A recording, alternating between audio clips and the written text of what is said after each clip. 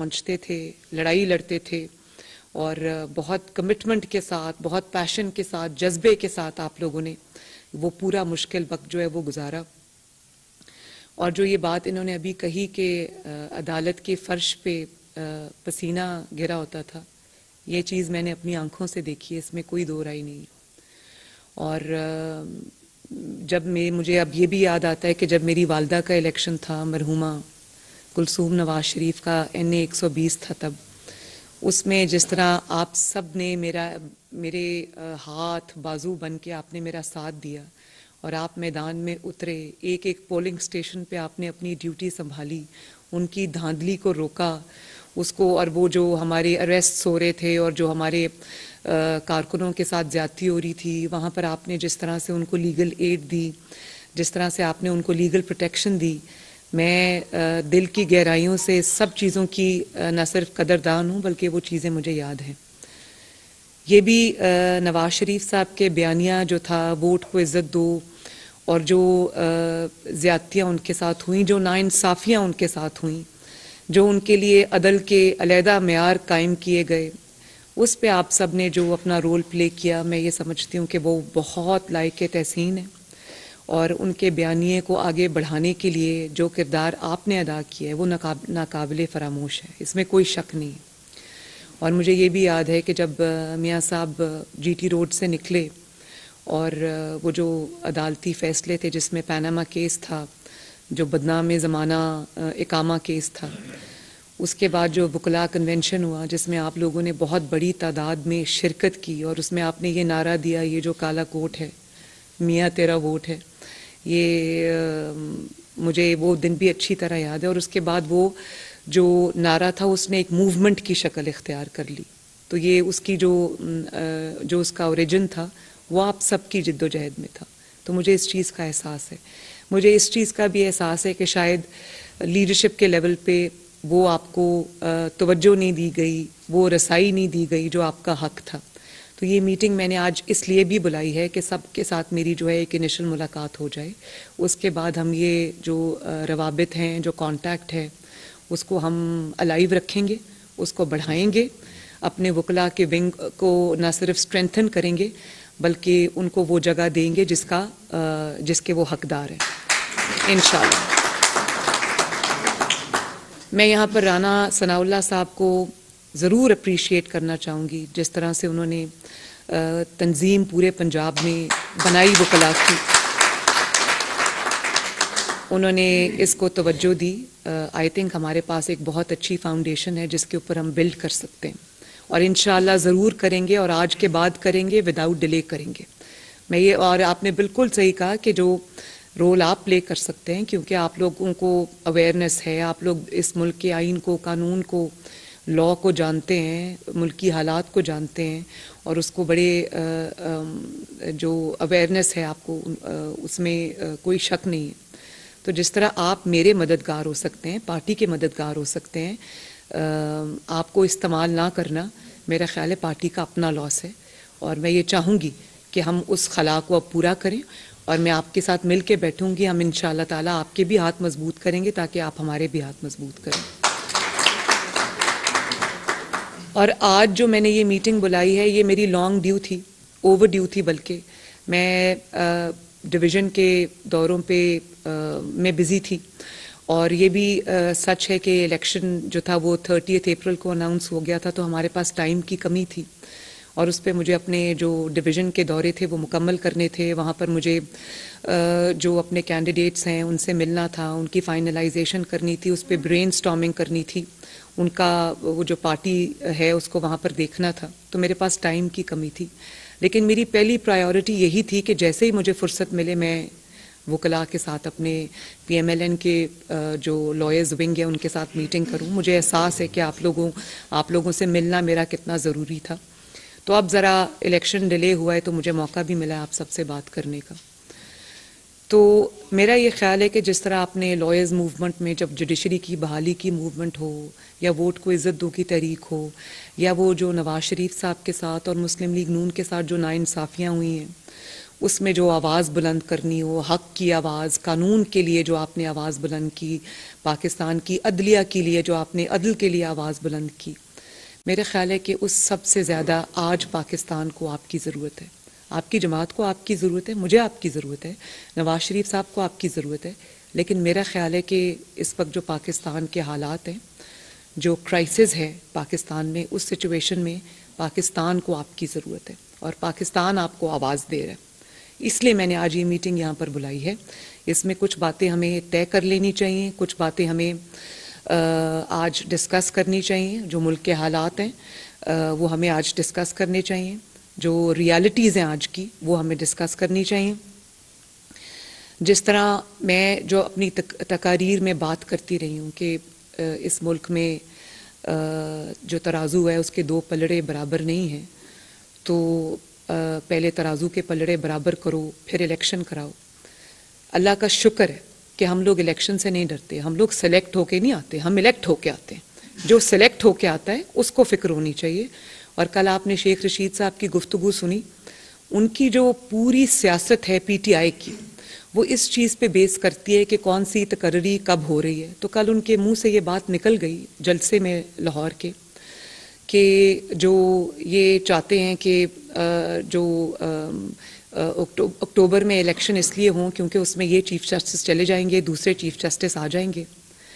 तो मुझे उससे ये अंदाज़ा हुआ कि इनकी जो सियासत है वो सारी तकर्रियों के इर्द गिर्द घूमती है। पहले इनके साथ वो इस्टेब्लिशमेंट के किरदार थे जो अब जा चुके हैं, तो अब इन्होंने जुडिशल इस्टेब्लिशमेंट ढूंढ ली है जिसके ऊपर ये तकिया करके बैठे हुए हैं।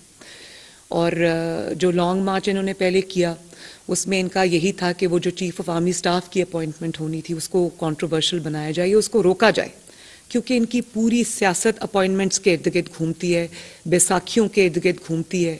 इनकी पूरी सियासत जो है वो सहूलतकारों के इर्द गिर्द घूमती है।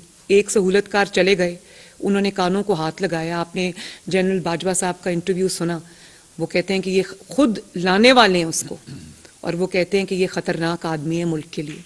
और अब जो उनके जो रिमेन्स हैं, जिनको रेमिनेंट्स हैं या जो वेस्टेजेस जिनको मैं कहती हूँ, या उनकी जो बाकियात हैं, 3-4 लोग जो जुडिशरी में हैं, ये उन पे तकिया करके अब बैठे हुए हैं। तो और आप ये देखें कि जिस तरह से मैंने पाकिस्तान की कम से कम तारीख़ में मैंने ये कभी होते नहीं देखा। आप लोग उसको मेरे से ज़्यादा गौर से बल्कि लीगल पॉइंट ऑफ व्यू से देख रहे होंगे कि एक शख्स जिसने ब्रेजनली, ब्लेटेंटली उसने पाकिस्तान के कानून को फ्लाउट किया, पाकिस्तान के कानून को पाँव के नीचे रोंदा। पुलिस ने जब अदलिया ने उसको कहा कि आओ और पेश हो, वो शख्स नहीं गया। वो अपने घर में छुपा रहा।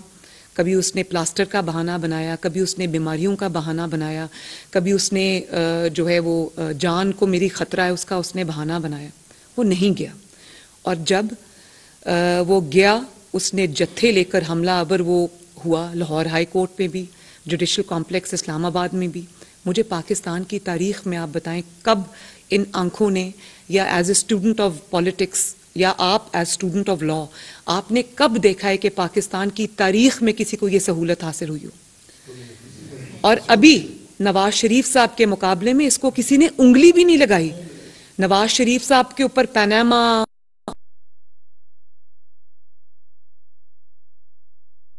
के मुकदमात थे तो इकामा निकाल के ले आए, बेटे से तनख्वाह निकाल। मैं भी अपनी दुनिया का, पूरी दुनिया का ये वाहिद केस है जिसमें सिर्फ पाकिस्तान का नहीं, पूरी दुनिया में जो अदलो इंसाफ है उसका सर शर्म से झुक गया कि एक सिटिंग प्राइम मिनिस्टर को, एक इलेक्टेड प्राइम मिनिस्टर को आपने ब्लैक लॉ डिक्शनरी निकाल के आपने उसको सिर्फ इसलिए निकाल दिया क्योंकि उसके पास एक एक्सपायर्ड इकामा था और उसने अपने बेटे से जो तनख्वाह लेनी थी वो नहीं ली।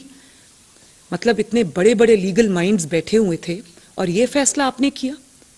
और उसके बाद जब कल जनरल बाजवा साहब ने ये बात कही कि बेगमात के कहने पर ये फैसले होते हैं और बेगमात के प्रेशर पे ये फैसले होते हैं, तो बेगमात का जो फ़ैन क्लब है, हमने तो हमेशा ये सुना था कि कानून अंधा होता है, इंसाफ अंधा होता है, वहाँ पर कानून पर फैसले होते हैं। मुझे तो पहली दफ़ा पता चला है कि बेगमात के कहने पर भी फैसले होते हैं। और इसका सबूत पूरी कौम ने देखा कि जब पनामा बेंच का जिस दिन फैसला अनाउंस होना था तो नवाज शरीफ साहब को डिस्क्वालीफाई करना था। इनके बीवी बच्चे, चाहे वो जस्टिस खोसा हो या वो जस्टिस साकिब निसार हो या बाकी पैनामा बेंच के लोग, इनके बच्चे और बीवियां अदालत में मौजूद थे। उनको फैसले का पहले से इल्म था। उनके फेसबुक अकाउंट्स, उनके ट्विटर अकाउंट्स आप उठा के देख लें। उस दिन उन्होंने फैसले से कुछ घंटे पहले न सिर्फ एक्साइटमेंट का इजहार किया था, बल्कि उनको फैसले का पता था, जिसका मतलब है कि जनरल बाजवा ने जो कल बात की वो बिल्कुल ठीक की थी कि आइन और कानून पर फैसले नहीं हो रहे थे, एक जाती अनाद पर फैसले हो रहे थे और बेगमात के और बच्चों के कहने पर फैसले हो रहे थे। ये पाकिस्तान में आइन और कानून का इतना बड़ा मजाक आज से पहले कम से कम मैंने तो नहीं देखा। आप लोग बताएं, आपने कभी इस तरह का कोई भी चीज़ इंसान के सुनने में आई हो? और फिर आज आप देखें, वो शख्स का नहीं जाता अदालत में, वो छुप के बैठता है, अदालत को फ्लाउट करता है और बड़ी ढिठाई के साथ करता है। और फिर भी जब भी वो अदालत में जाता है, उसको थोक के हिसाब से जमानत मिलती है। उसको एक एक दर्जन जमानत जो है वो विद स्ट्राइक ऑफ पेन मिलती है। 12-12 मुकदमों में उसको 5 मिनट के अंदर जो है वो मिलती है। तो नवाज शरीफ साहब के साथ इतनी बड़ी ज्यादती हुई थी। उनके मुकदमे झूठे थे, सच्चे नहीं थे।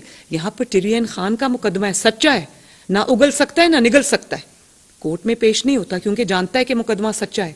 यहाँ पे तोशा खाना के बारे में बड़ी बात होती है कि सब ने तोशा खाना के तोहफे लिए, ज़रूर लिए होंगे। मैं ये नहीं कहती कि बाकी लोगों ने नहीं लिए, लेकिन ये पहला शख्स है जिसने तोहफे चोरी किए। पाकिस्तान की 76 ईयर्स की हिस्ट्री में किसी भी सरबराह ने या किसी भी पॉलिटिशियन ने या किसी भी हुकूमती ओहदेदार ने कभी वो तोहफा चोरी नहीं किया। उसका एक तरीक़ाकार है।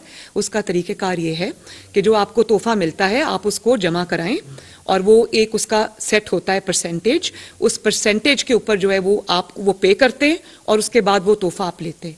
ये पहली बार हमने सुना कि एक रियासत के सरबराह ने प्राइम मिनिस्टर ऑफिस को इस्तेमाल करते हुए उसने वो तोहफे तोशा खाना में जमा नहीं कराए, अपने घर में जमा कराए। उसकी जो वाइफ है, खातून अव्वल है, वो उसकी ये ऑडियो, एक सेकंड जी प्लीज जरा खामोशी इख्तियार करें काइंडली। उसकी ऑडियो जो है वो आती है और वो कहती है कि वो जो तोशा खाना के तहाइफ हैं वो आपने गेट पे क्यों रखे, उनकी तस्वीर क्यों ली, वो आपने घर के अंदर क्यों नहीं भेजे और आपने रिकॉर्ड क्यों रखा, देयर बाय मीनिंग कि मैं चोरी करने जा रही थी, आपने उसकी तस्वीर क्यों खींची। और वो उन्होंने बगैर तोशा खाना में जमा कराए हुए उनको पहले दुबई में बेचा, करोड़ों में बेचा। अगर 1 करोड़ का तोहफा था उसको 20-20 करोड़ में बेचा। उसके बाद उस को मनी लॉन्ड्रिंग के थ्रू वो पैसा जो है वो किसी प्रॉपर्टी टाइकून के जहाज में रख के फराग होगी उसको लेकर आई। वो पैसा किधर गया, किस अकाउंट में गया, कोई नहीं जानता, किसी को नहीं पता। अगर इसको मनी लॉन्ड्रिंग नहीं कहते तो किसको कहते हैं। उसके बाद उसको जमा नहीं कराया, उसकी एक छोटी सी परसेंटेज जमा करा दी बेचने के बाद तोशा खाना के अंदर, और उसके बाद भी उसका कोई रिकॉर्ड नहीं था। उसको आपने डिक्लेयर नहीं किया और जब आपको ये पता चला कि आपके ऊपर ग्रिप टाइटन हो रही है, आपके गले में जो फंदा है वो एहतसाब का डाला जा रहा है या आपकी हुकूमत जा रही है, तो जल्दी जल्दी जो है वो डिक्लेरेशंस वो भी झूठी इन्होंने जमा कराई। तो पाकिस्तान का कानून किधर सो रहा है। इकामा पर एक आप वज़ीर आज़म को निकाल सकते हैं, ये तो ग्लेयरिंग चीज़ें, इनके ऊपर वो कोर्ट नहीं जाता क्योंकि वो जानता है कि तोशा खाना भी सच्चा है। फॉरेन फंडिंग में जो ईसीपी का डिसीजन आया है, वो डिसीजन में जिस किस्म के ब्लेटेंट और वो इररिफ्यूटेबल एविडेंस है हर पेज के ऊपर, आप लोगों ने पढ़ा होगा, आप लॉयर्स हैं, आप उसको वो रिफ्यूट कर सकता है कोई। और अगर वो केस सच्चा ना होता तो 7 साल ये सांप बनकर उसके ऊपर ना बैठा रहता। 7 साल इसने एस्टैब्लिशमेंट की मदद से और फिर अपनी हुकूमत जो 4 साल रही है उसमें इसने वो केस खुलने नहीं दिया फॉरेन फंडिंग का। उसकी वजह यह कि हाथ रंगे हुए थे, लेकिन कोई अदालत उसका कुछ नहीं बिगाड़ सकी। किसी अदालत में वो पेश होने से इनकारी है। कोई अदालत पूरा अपना जोर लगा के उसको अदालत में पेश नहीं कर सकी, और जब जाता है तो जत्थे लेकर अदालत पे हमलावर हो जाता है। मैं गुजरी हूँ उस प्रोसेस से, 100 से ज़ायद पेशियाँ मेरी हैं झूठे मुकदमात पे। नवाज शरीफ साहब की 200 से ज़ायद पेशियाँ झूठे मुकदमात में। ये आपके पास सामने राना सनाउल्लाह बैठे हैं, झूठा मुकदमा इन पे बना।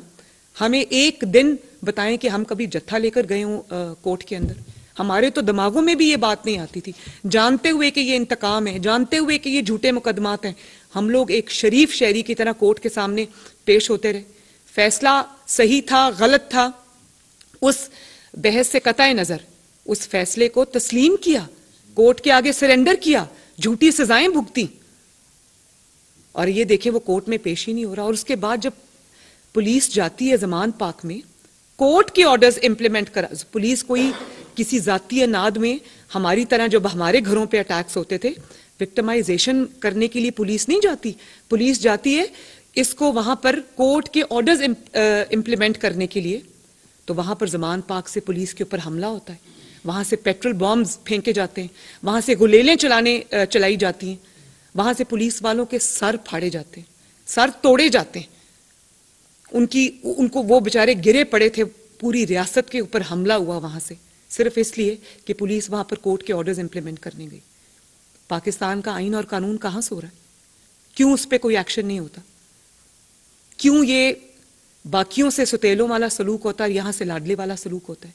कौन है इसको जो अभी आज भी प्रोटेक्ट कर रहा है? मैं ये पूछती हूं, कौम को ये सवाल पूछना चाहिए।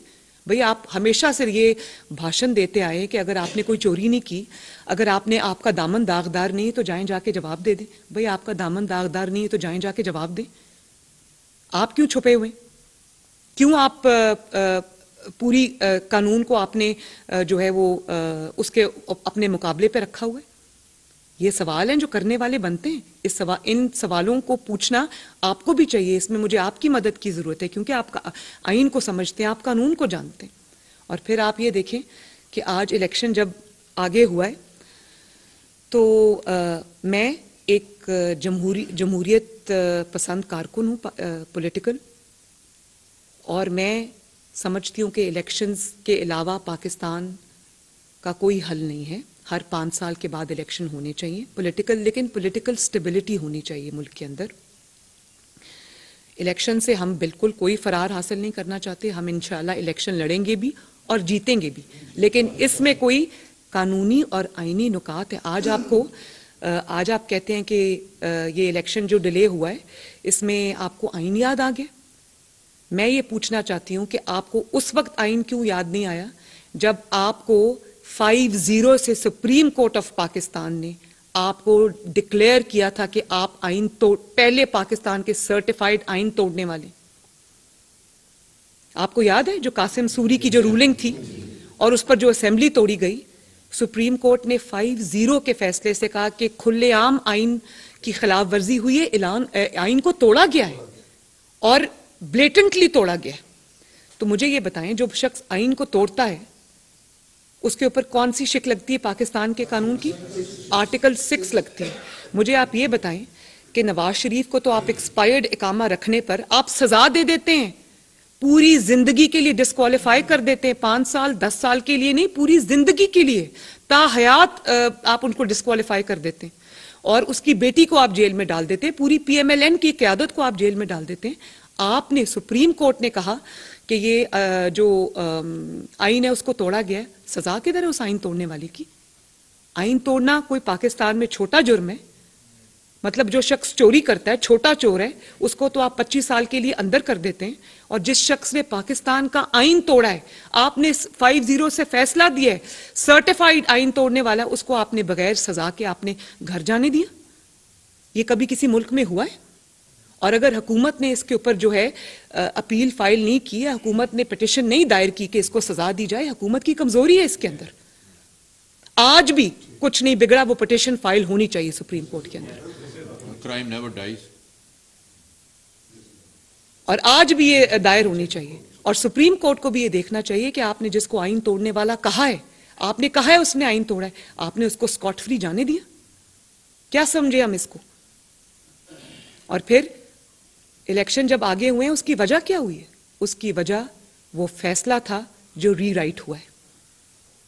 पहले तो सवाल ये बनता है ना कि एक ऐसे शख्स को जिसने आइन को और कानून को, पाकिस्तान के जमहूरियत को, पाकिस्तान के पॉलिटिकल सिस्टम को, पाकिस्तान की असेंबलीज को जिस शख्स ने एक बच्चों का खेल समझा है, उस शख्स के फैसलों पर यह मुल्क कैसे चलेगा? वो जब चाहे असेंबली तोड़ दे, जब चाहे इलेक्शन करवा दे, जब चाहे किसी की तकर्री को कंट्रोवर्शियल कर दे, जब चाहे मुल्क में एनार्की फैला दे। ये पाकिस्तान की रियासत चुप करके तमाशा देखती रहेगी? आप मुझे इस बात का जरा जवाब दें कि उस वक्त चीफ मिनिस्टर कौन था जिस वक्त जो ये असेंबली तोड़ी? परवेज इलाही साहब। परवेज इलाही साहब तो असेंबली तोड़ना ही नहीं चाहते थे। और आपने परसों देखा जब इलेक्शन डिले हुआ, परवेज इलाही साहब का जो बेटा है मुनस इलाही, उसकी आप पढ़ें ट्वीट, उसने पंजाबी में ट्वीट की। अब वो अल्फाज में यहाँ दोहरा नहीं सकती क्योंकि वो मुनासिब अल्फाज नहीं है। तो एक जो सिटिंग चीफ मिनिस्टर है वो असेंबली तोड़ना नहीं चाहता, और आप मुल्क में अनरेस्ट क्रिएट करने के लिए, मुल्क में एनार्की क्रिएट करने के लिए, मुल्क में केओस क्रिएट करने के लिए आप असेंबली तोड़ते हैं। क्या इस शख्स के फैसलों के ऊपर पूरी हुकूमत चलेगी या रियासत चलेगी या कोर्ट्स चलेंगे? और उसके बाद आप ये देखें कि वो ये कहाँ से बात शुरू होती है। वो जो 25 मेंबरान थे जब हमजा शहबाज शरीफ की हुकूमत थी, आपने वो 25 मेंबरान तहरीक इंसाफ की झोली में डालने के लिए आपने आइन को रीराइट किया। जिस तरह इकामा का फैसला आज तक कोई दुनिया की अदालत या कोई इवन पनामा जजेस जो हैं उसको जस्टिफाई नहीं कर सकते, इसी तरह जो आइन को रीराइट किया गया वो भी आज भी कोई आइन को रीराइट करने वाले भी उसको जस्टिफाई नहीं कर सकते। वो बहुत बड़ा स्टिग्मा है आइन के ऊपर, कानून के ऊपर, अदल के ऊपर और अदलिया के ऊपर। और उसी से इस क्राइसिस ने जन्म लिया। और उसके बाद आप ये देखिए, सुओ मोटो नोटिस एक नोट लिखता है, एक बेंच इजाजुल एहसन, जस्टिस इजाजुल एहसन और जस्टिस मुजाहिर अली नकवी, केस उनके सामने कोई और है, अचानक वो एक नोट लिख के भेजते हैं सुप्रीम कोर्ट के सीजेपी को, और वो उसके ऊपर सुओ मोटो लेते हैं।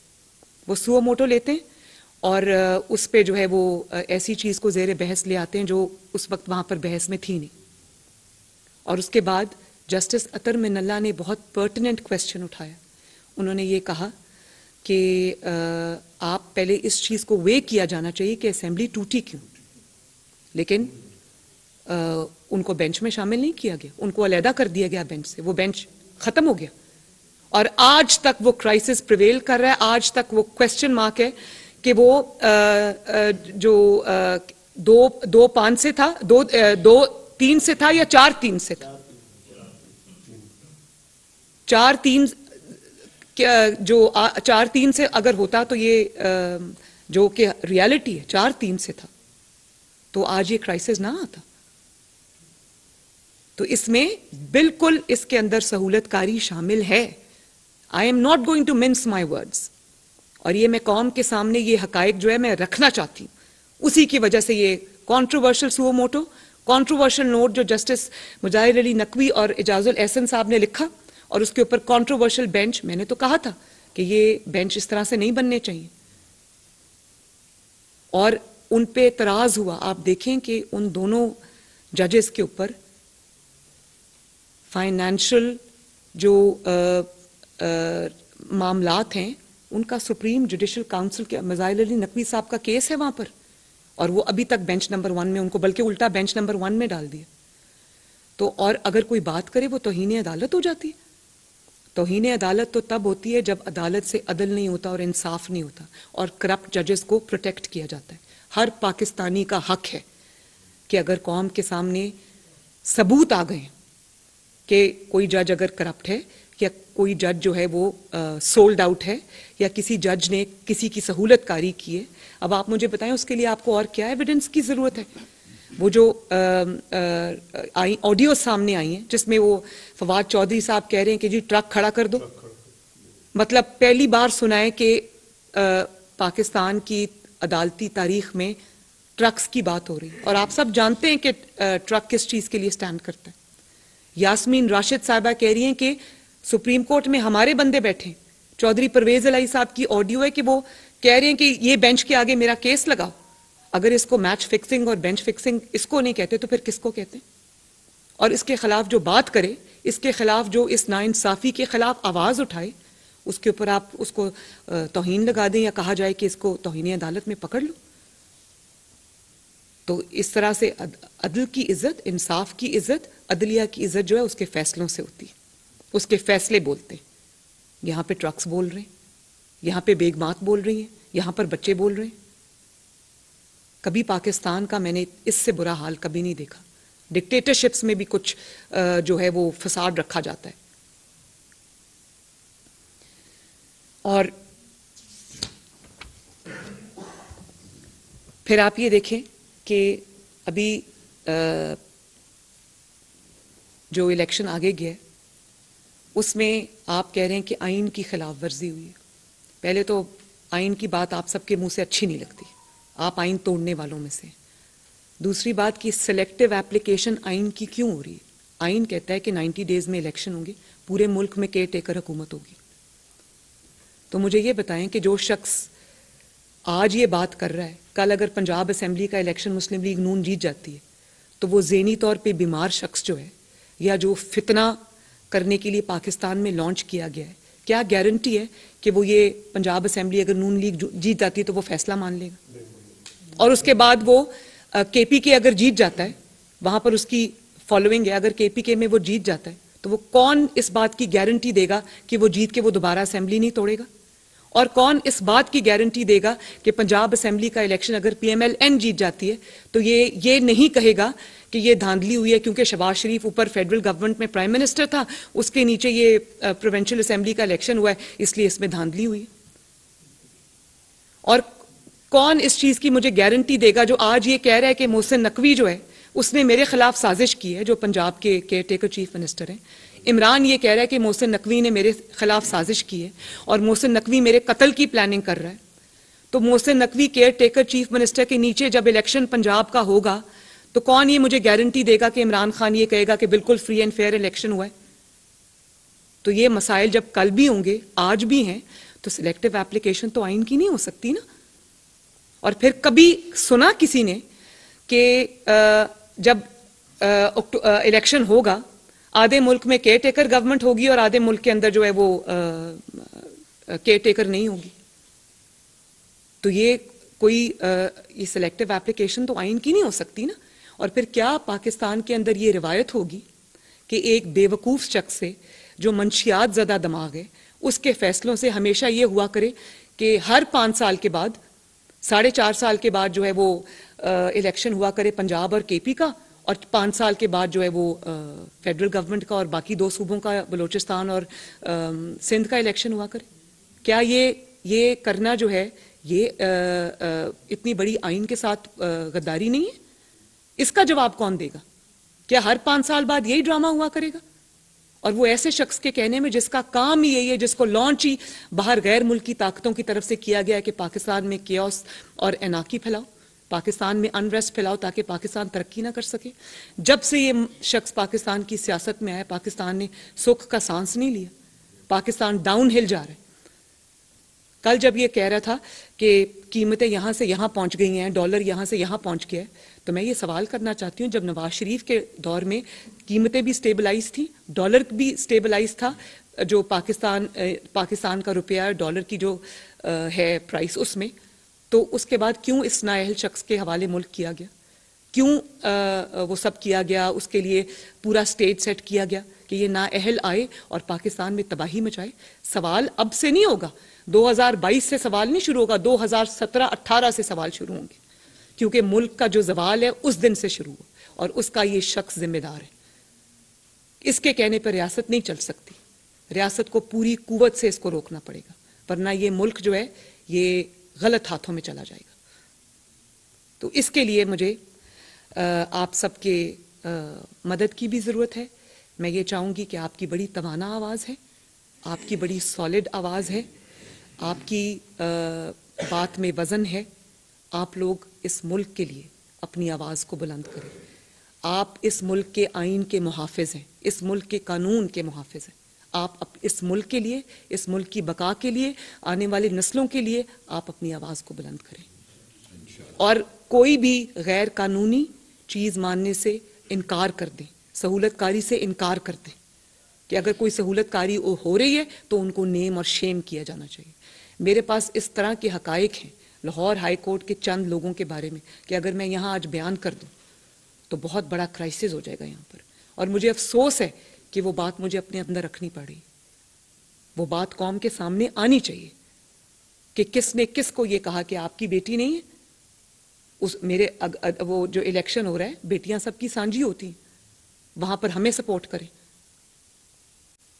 दामादों के कहने में बीवियों के कहने पे, बच्चों के कहने पे फैसले हो रहे हैं यहाँ पर, और एक ऐसे शख्स की सहूलतकारी की जा रही है जो शख्स इस मुल्क की तबाही का दूसरा नाम है।